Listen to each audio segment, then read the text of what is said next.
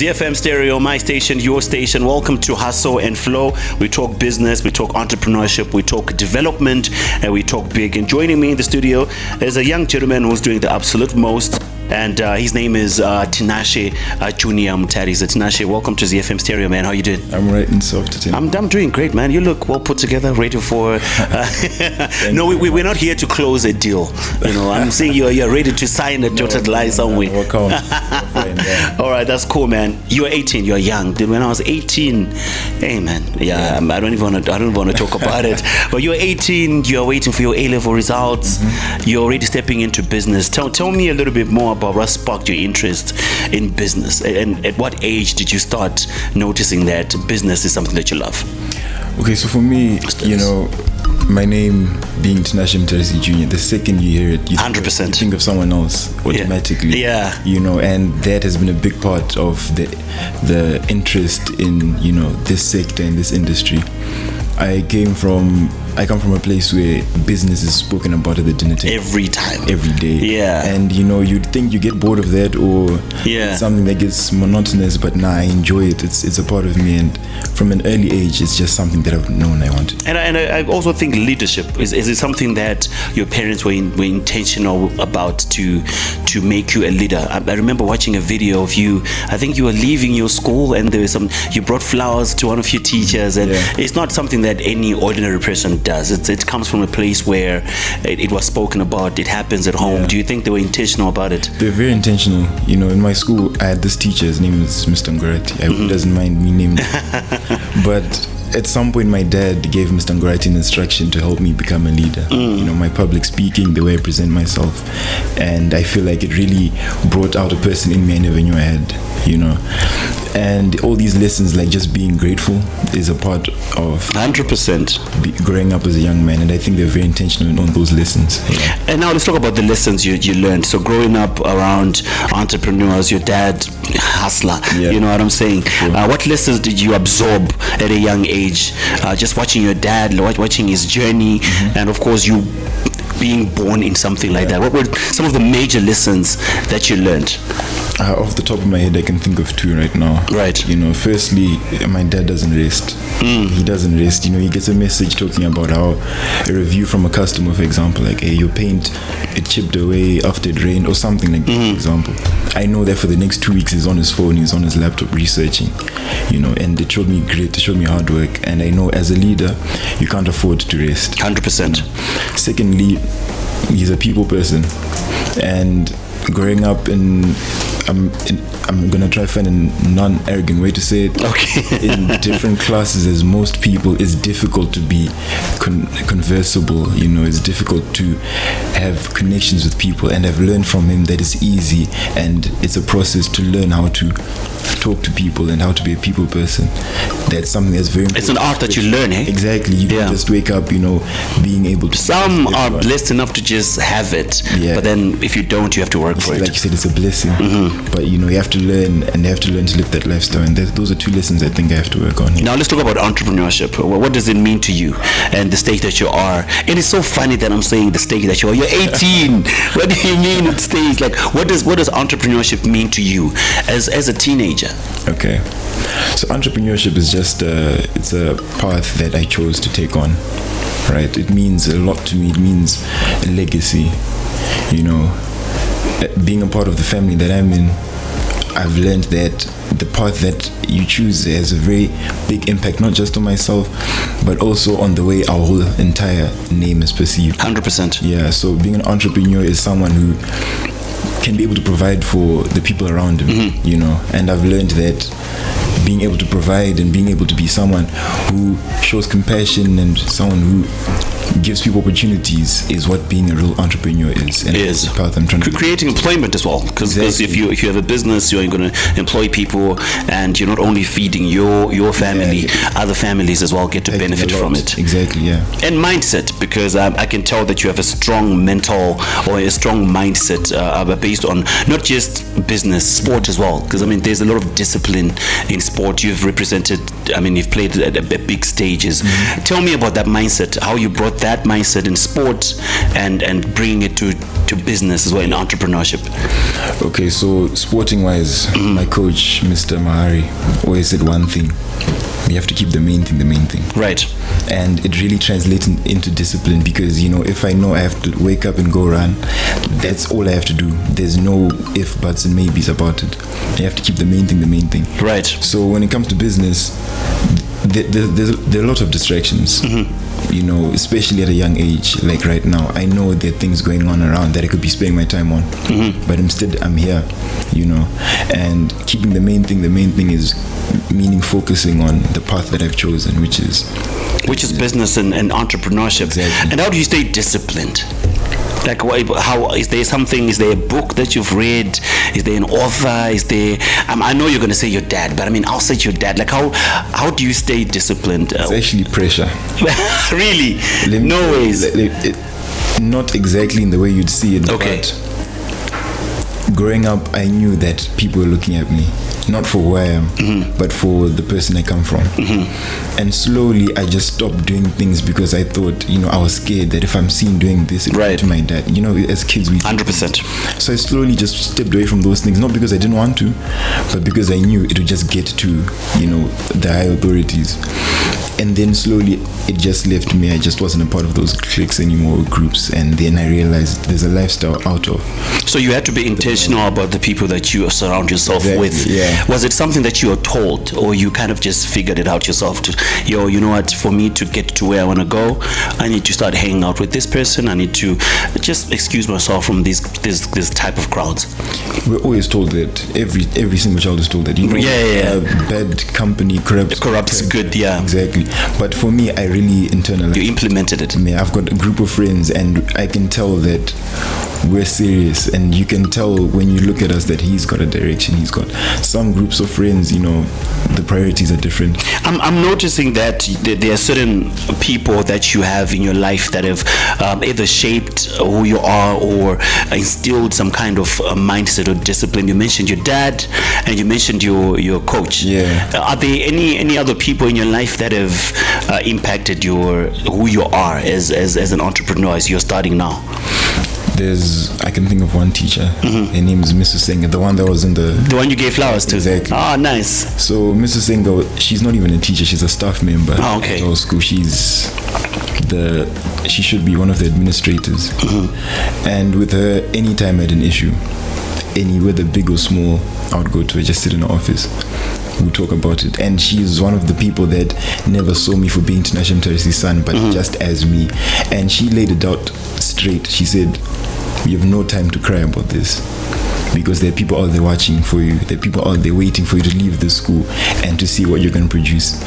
So she really put my mind into perspective, and she really aligned everything that was in my head into a streamlined path. So you basically had somewhere your mental health had to be put in check. Yes, exactly. That's so dope, man. Now let's talk about the business. Let's talk about Foodies. Tell me, when did this idea come into play? Was it something you always wanted to start? I mean, how did it come up to be? So Foodies came about in 2022. All right, a long time ago. I just finished my Form 4. 2023, sorry. I just finished my Form 4. My dad thought we should find something that we could work on together from the ground up. Because obviously if I jump onto his companies or anything, I'm not really learning anything from their development. Systems are in place already, so it's not a good idea. So it came about because my dad wanted to find a place, a community where we could go and people from different places can come enjoy, you know, socialize. And you know, Zimbabweans, we like to eat. No, come on now, you know this. Exactly. Yeah. So the easiest answer was, you know, just a spot where we can come and eat. And then we noticed the gap in the market that, you know, people aren't really happy with all the services being provided by fast food restaurants. 100%. Maybe because of the quality of food or because of the quantity, service, the service as well. So our aims are quality of food, quality of service, and quality of environment. That's dope. So do you believe that Foodies is addressing the quality of food, the quality of service that is lacking, particularly in the food industry? You know, the unlimited ones. Everyone always has something else to say, but I believe that we're addressing every issue that comes about. I get hundreds of messages on my phone talking about, we went to a restaurant today, the food was good, but I've got a to-do list that's got all those things checked out every day, on every single thing. So you have a 9 to 5 now. You're running a business. 10 to 3. 10 to 3. Yeah, Oh man. So tell me, when you're going through putting systems into your business, as an 18-year-old, what kind of environment do you want your business or your restaurant to have? Did you have that in mind? What kind of ambiance that you want people to come through and experience? Did you have that in mind as well? So I'm young, I want the place to be vibrant. I want it to be lively. So if you noticed, our colors are yellow and white. Right. That's very different from the normal, red or darkish colors. But I wanted to pop. I want to be a modern space that sort of, takes inspiration from the young culture and from what I believe in as well. Right. I want it to be a lively place where there's music playing, where people can just come and chat. So which target market are you going for? Is it like a family, someone who has a family can go, or maybe it's like for people your age as well? What kind of demography are you looking at? That's the best part about it. Literally anyone. Right. It's food. Everyone is eating. Food. Exactly. Yeah. And it's not a spot where we've got things that discriminate the rest. Right. We don't play music from the 80s that would discriminate the young boys, right, or music from just yesterday that would discriminate everyone else. It's a spot where anyone can come and feel welcome, and that's the amazing part. That is so cool, man. Yeah. And tell me the future of Foodies. Where do you see this business? It's just starting. It's young. It's vibrant. It's being run by a teenager. Where do you see this business going in the next couple of years? So fortunately, I'm backed by someone who knows what they're doing. Right. Yeah.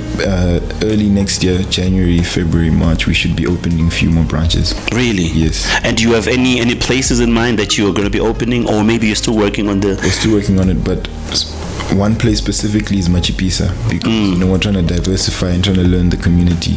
That's a very big spot as well. Trust me, I stayed in Highfield. Machipisa is like an epicenter of a lot of things over that side. It'll be a great spot. Yeah, so we're working on that, and hopefully our goal is by 2030 we've got at least 50 branches. That is so cool. And then studying business, are you looking forward to, because you just finished your A-level, and are you going to study business? Are you going to run a business and study business together? Like, are you going to learn there and study? Like, what's the plan?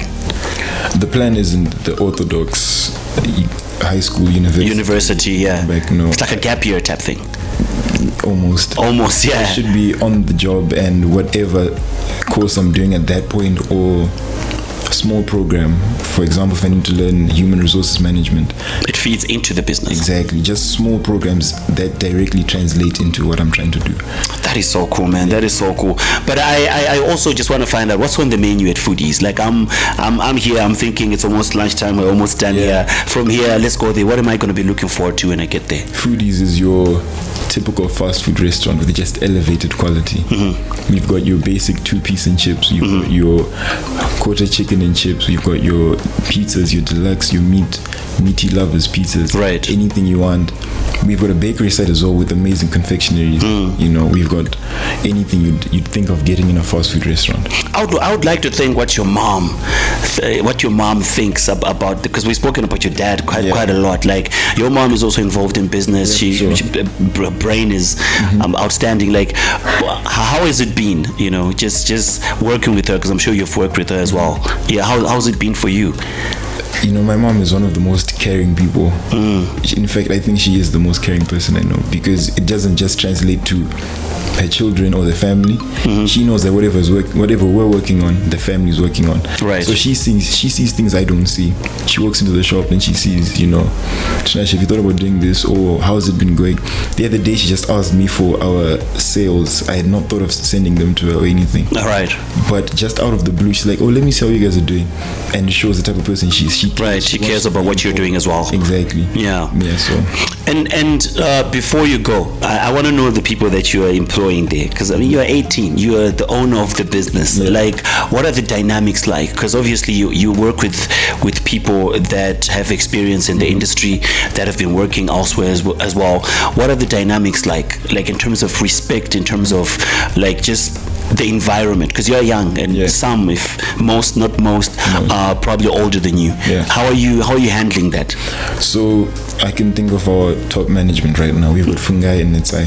Fungai is our development manager, and Netsai is our actual on-the-ground shop manager / supervisor. With them too, they understand that I'm learning, and I bring in as many ideas as I can, but some don't work, obviously, because they've been tried before and they know exactly how it works. So the dynamic is of mentors and just a student. I'm learning, I'm trying to develop my craft, and they have got the experience to help me learn. That's what's been going on for the past few weeks. So it's if you're bringing this, I'm bringing this, let's find a way to balance it out and make it work, because at the end of the day it's for the development rather of the business. Yes, exactly. All right, so before you go, Tinashe, what would you want to say to somebody who's never heard of Foodies before, but you want them to come through and try the food? What would you want to say to them? I just like to say that I'm sure if you just type up on your Facebook or Instagram, you see the noise about it. I know you haven't heard about it before, but you see the people that care about this business and this brand, and you see that, you know, there have people been giving very good reviews about it, and that's for a reason. It's because we're trying to optimize our customer service and the quality of our experience.